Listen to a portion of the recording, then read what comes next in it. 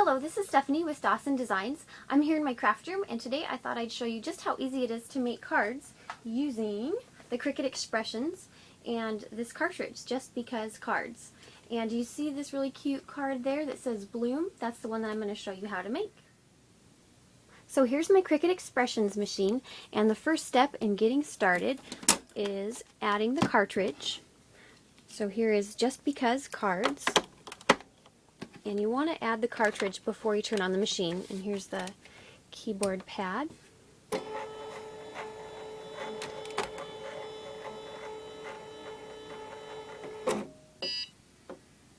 Okay, now it's ready for us to get started.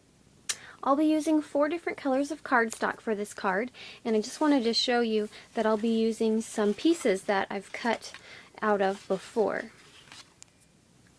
So it's important to leave this protector on the Cricut when not in use. Do you hear that? That's because this mat here is sticky, and it's sticky so that it can hold this paper here in place.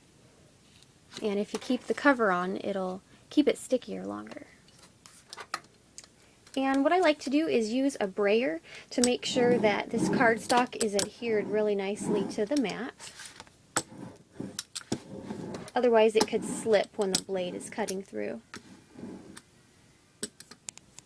And if you're limited on space like me, I suggest that you pull your Cricut forward, otherwise your paper could get stuck back there and kind of bunch up with the mat. That would not be good. So you can feed it this direction or this direction where the arrow is.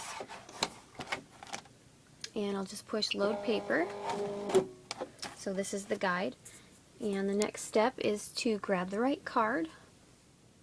And this is really difficult to read. Just looking at this, it's hard to tell which card I'm going to make, but each Cricut cartridge comes with a booklet, and it just shows a good example of all of the items that each button has, and there's different shift keys. So for this one, I'm just going to push this button here. Okay, and that's showing me a picture of the card, and I'll just have to determine the size. And I've got this dial here which says size, and the height that I'm dialing will be the maximum height of the card once it's folded in half. So I'm going to dial this down to 3.5 inches. It sure would be nice if it would tell me how wide it would be, because then I'd know if it would fit in an envelope, but it's trial and error. So I'm just going to go ahead and push the cut button.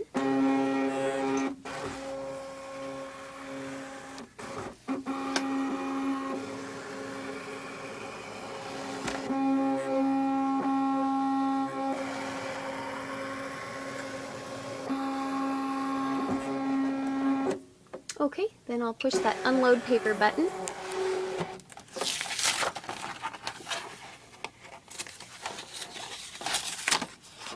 Okay, yeah, this should fit into a number 10 envelope. So see how it's got these? These are score marks.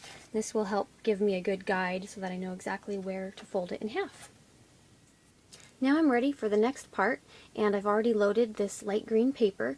I'm not worried that this part isn't adhering very well because what I'm cutting is so small it will just be in this area. And the next step is for me to push the layer button and the same button on the keypad that I used for this card. And it's just thinking, and it shows me a little picture of what I'll be getting. I'm not going to change the dial size because everything is going to be in the proper proportion to the card.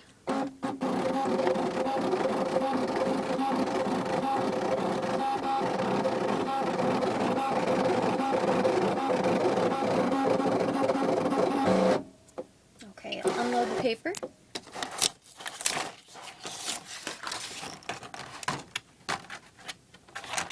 Kind of hard to do this one-handed here.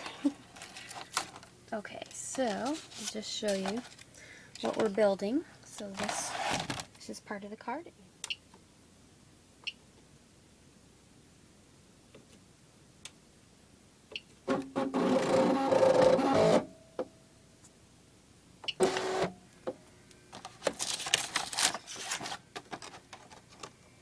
And here's the rest of the flower.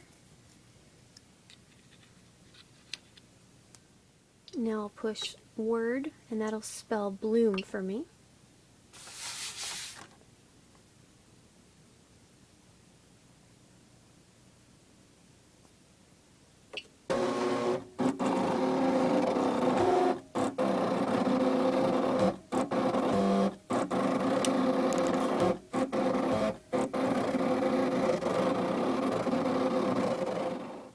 Okay, I'm ready for the final cut, so I'll hit the shift key to get the blue bar for the card, and I'll hit cut.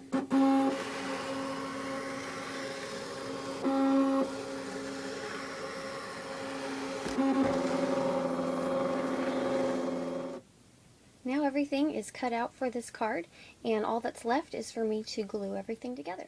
And there it is. Here's the finished card. Thanks for watching.